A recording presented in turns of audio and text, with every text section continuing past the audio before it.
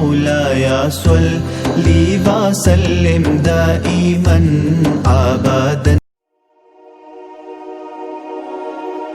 اللہ کے حبیب صلی اللہ علیہ وسلم کی خدمت میں ایک شخص حاضر ہوا اور اس نے اذن جہاد طلب کیا، حضور میں جہاد پہ جانا چاہتا ہوں، مجھے اجازت مرحمت فرمائے۔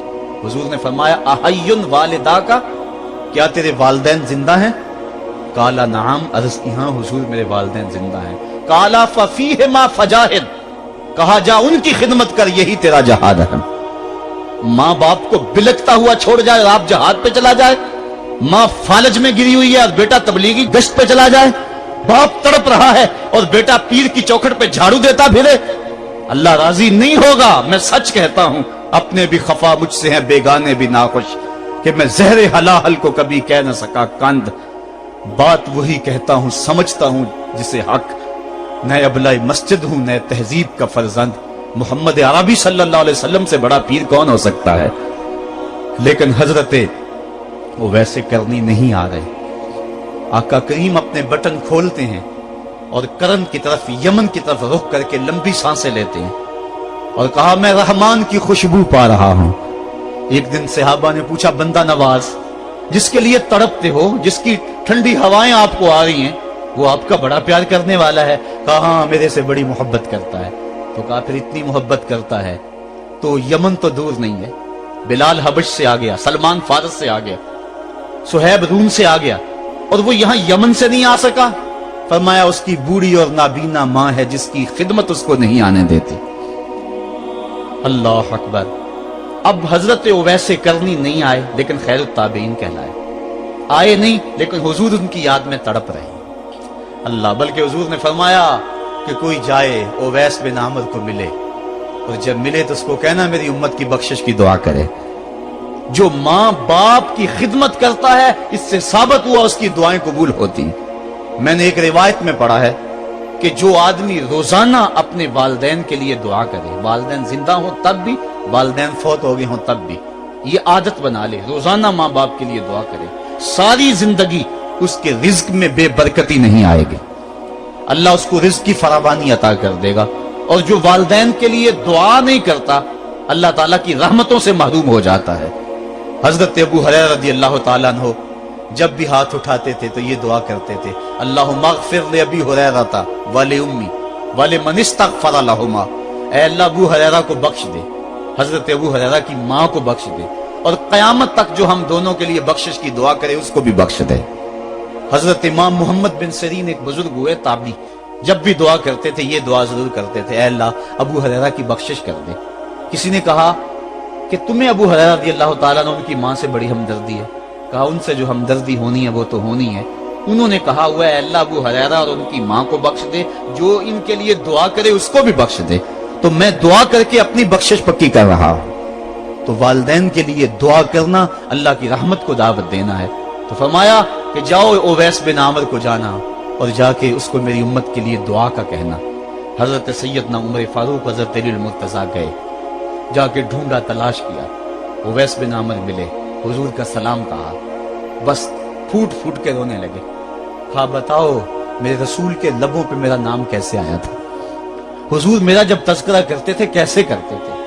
یہ درد دیکھا تو بولے کہ کیا آپ اتنی محبت رکھتے ہیں تو پھر ملنے کیوں نہیں آئے حضور کو؟ اتنا جو پیار رکھتے ہیں تو زیارت کرنے کیوں نہیں آئے؟ تو حضرت اویس کرنی نے بات کے رخ کو بدلا، کہا تم نے میرے رسول کو دیکھا؟ تم نے میرے رسول کی زیارت کی ہے؟ کہا ہاں ہم تو صبح و شام وہاں رہے ہیں۔ کہا پھر بتاؤ حضور کے یہ ابرو جڑے ہوئے تھے یا کھلے ہوئے تھے؟ اب دونوں حیران ہو گئے۔ کہا تم نے تو دیکھا، میں نے تو دیکھا نہیں، تم بتاؤ نا، پھر میں تو گیا نہیں، مجھے کہتے ہو گیا نہیں، تم بتاؤ حضور کے ابرو جڑے ہوئے تھے یا کھلے ہوئے تھے؟ حیران ہیں۔ کہا حضور آپ ہی بتلائیے۔ کہا کوئی دور سے دیکھتا تو جڑے ہوئے نظر آتے، قریب آ کے دیکھتا تو کھلے ہوئے نظر آتے۔ یہ وہ ہے جو ماں کی خدمت کرتا رہا اور حضور کے دربار میں حاضر نہیں ہو سکا، لیکن حاضری اس کی تھی، وہ جہاں بھی تھا وہ نبی کے قرب میں تھا۔ تو اس لیے ماں باپ کی خدمت اتنا بڑا وظیفہ ہے۔ حضرت بایزید بستامی کہتے ہیں میں نے حق معاف کروا لی اپنی ماں سے، کہ ماں تیرے حق ادا کروں یا اللہ کے حق ادا کروں؟ تو مجھے اپنے حق معاف کر دے، میں اللہ سے اپنے حق معاف کروا لیتا ہوں، اپنی اللہ کو راضی کر لیتا ہوں۔ جنگلوں میں گھومتے رہے. 12 سال بیت گئے. ایک دن دوبارہ آئے, بستان کی سمت سے گزرے, خیال آیا چلو ماں کو سلام کر جائیں. تہجد کا وقت تھا, رات کا وقت تھا. دروازے پہ کھڑے رہ گئے کہ میری ماں سوئی ہوگی, میں نے کبھی کوئی خدمت نہیں کی ماں کی, تو اب اٹھا کے تکلیف کیوں دوں. ساری رات کھڑے رہے. جب تہجد کا وقت گزرا تو نالی سے پانی آیا. سمجھ گئے کہ میری ماں تہجد کے لیے اٹھی ہے. دروازے کے قریب ہو گئے. ماں نے ہاتھ اٹھا لیا, کہا اللہ میرا بیٹا با یزید تیری طلب میں نکلا ہوا ہے, میں نے اسے اپنے حق معاف کر دیے, تو اس کو اپنا وصال عطا کر دے. حضرت با یزید دروازہ کھٹکھٹانے لگے اور ماں کے قدموں میں لپٹ گئے اور رو کے کہنے لگے جس رب کو میں جنگلوں میں تلاش کرتا ہوں وہ تو رب میری ماں کے پاس ہے. تو ماں کی دعاؤں میں اللہ کی رضا ہے. ماں راضی ہو جائے تو سمجھ لو خدا راضی ہے. اللہ تعالیٰ جل شانہ نے ارشاد فرمایا وَقَضَىٰ رَبُّكَ أَلَّا تَعْبُدُوا إِلَّا إِيَّاهُ, تیرے رب نے یہ طے کر دیا ہے کہ اس کے علاوہ کسی کی پوجا نہیں کرو گے. وَبِالْوَالِدَيْنِ إِحْسَانًا, اور والدین کے ساتھ اس نے سلوک سے پیش آؤ گے. اِمَّا يَبْلُغَنَّ عِندَكَ الْكِبَرَ أَحَدُهُمَا أَوْ كِلَاهُمَا فَلَا تَقُل لَّهُمَا أُفٍّ وَلَا تَنْهَرْهُمَا, اگر تیرے پاس دو یا دونوں میں سے ایک بڑھاپے کو پہنچ جائیں تو پھر ان کے سامنے تو نے اف بھی نہیں کہنا, اور نہ ان کو جھڑکنا ہے, اور ان سے نرم لہجے میں بات کرنی ہے. جب ماں باپ جوان ہو, بچوں کی ضروریات پوری کر رہے ہیں, ان کے تعلیمی اخراجات اور ان کے معاشی سارے معاملات درست کر رہے ہوں, تو اس وقت تو والدین کی بچے تعظیم کرتے ہی ہیں.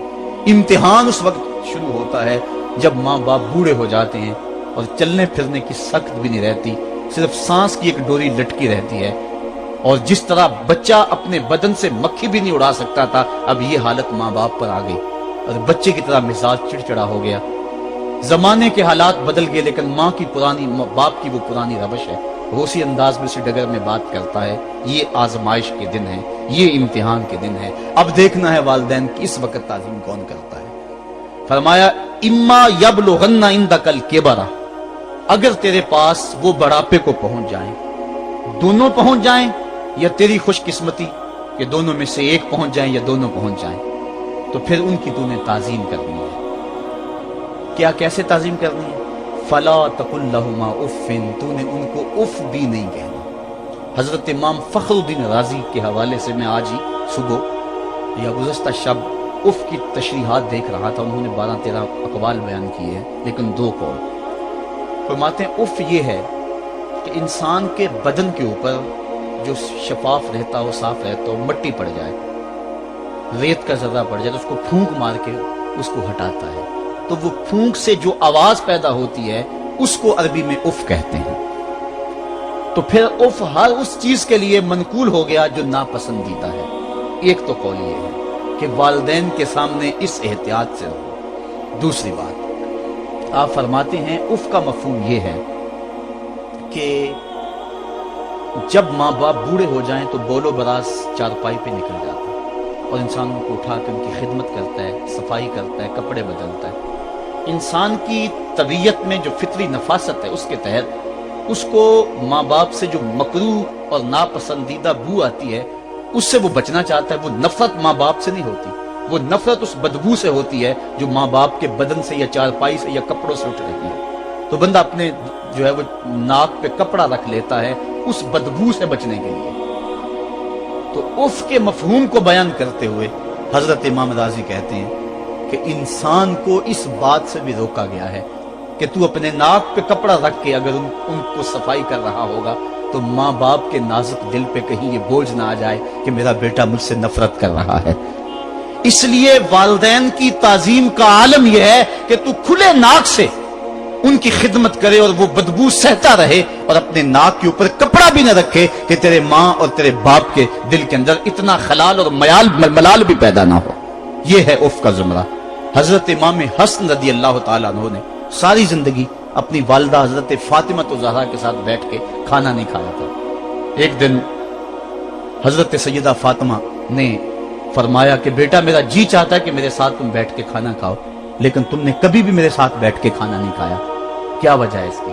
حضرت امام حسن فرمانے لگے, عرض کرنے لگے امی میں اس ڈر سے آپ کے پاس بیٹھ کے کھانا نہیں کھاتا کہ کہیں کسی لقمے کی طرف آپ کی نظر بڑھ جائے اور میں عدم آگہی کی وجہ سے اپنے ہاتھ کو اس لقمے کے پہ ڈال لوں اور نہ جان سکوں کہ اس لقمے کو اٹھانے کا ارادہ میری ماں کے دل میں پیدا ہو چکا ہے اور میں اللہ کی رحمتوں سے محروم ہو جاؤں، اس ڈر سے میں آپ کے ساتھ بیٹھ کے کھانا نہیں کھایا کرتا۔ یعنی ماں باپ کی تعظیم کا عالم یہ ہے، اف تک نہ کہو۔ حضرت سعید بن المسیب رضی اللہ تعالی عنہ جلیل القدر تابعی ہیں، وہ فرماتے ہیں کہ والدین کے سامنے بیٹے کی حالت کیا ہونی چاہیے؟ فرماتے ہیں جس طرح بھاگا ہوا غلام پکڑا جائے اور اس کو پکڑ کے جو ہے وہ آقا کے سامنے پیش کر دیا جائے، تو اس بھاگے ہوئے غلام کو پکڑ کے جب آقا کے سامنے پیش کر دیا جائے تو جو حالت اس غلام کی ہوتی ہے، بیٹے کی حالت یہ ماں باپ کے سامنے ہونی چاہیے۔ اب ان بیٹوں کو سوچنا چاہیے جو اپنے ماں باپ کو دقیانوسی کا تانا دیتے ہیں اور سمجھتے ہیں یہ اولڈ فیشن ہے، انہیں کیا پتا زمانہ کہاں چلا گیا ہے، اور ان کے فیصلوں کو مسترد کرتے ہیں۔ علماء نے اس بات کو تفصیل کے ساتھ بیان کیا ہے کہ شریعت کے جو قطعی ضابطے ہیں، ان ضابطوں اور ان قوانین کو اور ان معاملات میں تو والدین کی فرما برداری نہیں ہوگی، اللہ کی اگر معصیت ہوتی ہو، لیکن جو معاملے شک والے ہیں وہاں ماں باپ کے قول کو ترجیح دی جائے۔ تو فرمایا ان کے سامنے اف بھی نہیں کہنی، وَقُلْ لَهُمَا قَوْلًا كَرِيمًا، اور ان سے نرم لہجے میں بات کرنی ہے۔ وَاخْفِضْ لَهُمَا جَنَاحَ الذُّلِّ مِنَ الرَّحْمَةِ، اور ان سے بات اور ان کے لیے اپنے بازو بچھا لینے ہیں نرم دلی کی وجہ سے، نرمی کی وجہ سے۔ جب جانور زمین کی طرف رخ کرتا ہے، اوپر سے نیچے کی طرف آتا ہے تو اپنے پروں کو سکیڑ لیتا ہے، تو اس کے لیے یہ لفظ بولے جاتے ہیں وَاخْفِضْ لَهُمَا جَنَاحَ۔ تو اللہ تعالیٰ فرمایا جس طرح وہ جانور عزت سے اپنے بازو سکیڑ لیتا ہے اور پھیلاتا نہیں ہے، والدین کے سامنے تیری اکڑ، تیرا عہدہ، تیرا منصب، تیری شانیں، تو بڑا اونچا ہے، لوگ تجھے سلوٹ کرتے ہیں، تیرے ہاتھ چومتے ہیں، تجھے سلام کرتے ہیں، اونچی کرسیوں پہ تو بیٹھتا ہے، لیکن وہ سب وہاں چھوڑ دے اور ماں کے قدموں میں عاجز بن کے بیٹھ جا، باپ کے قدموں میں عاجز بن کے بیٹھ جا، وہاں اپنی اس کسی چیز کا لحاظ رکھ۔ پرندہ اوپر کوڑے تو پر کھولے، لیکن جب نیچے آئے تو پروں کو سمیٹ لے، تیرا عہدہ، تیرا منصب باہر رہے، جب ماں باپ کے پاس آئے اس وقت تو مؤدب غلام کی صورت میں اپنے والدین کے سامنے کھڑا۔ وَقُلْ رَبِّ ارْحَمْهُمَا كَمَا رَبَّيَانِ صَغِيرًا، اور اگلا حق یہ بیان فرمایا کہ اللہ کی بارگاہ میں عرض کرے اللہ میری ماں پر بھی اور میرے باپ پر بھی رحم فرما۔